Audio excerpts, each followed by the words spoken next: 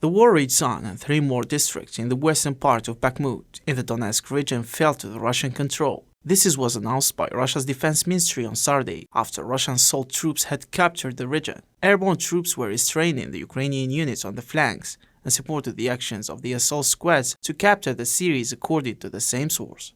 The airborne troops were restraining the Ukrainian units on the flanks and supported the actions of the assault squads to capture the city.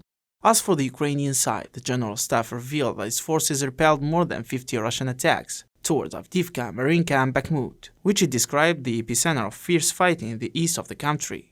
Ukrainian forces repelled more than 50 Russian attacks towards Avdiivka, Marinka and Bakhmut. During the past hours, Ukrainian forces inflicted heavy losses on Russian forces in the Luhansk region, where dozens of Russian soldiers were seriously wounded.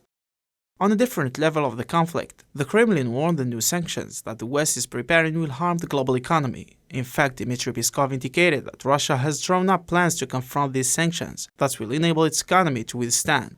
We certainly take into account that both the United States and the European Union are actively considering new sanctions. We must not forget that no country in the world has faced the scale of sanctions that have been imposed on us. Therefore, we are adapting, developing, and making long-term plans.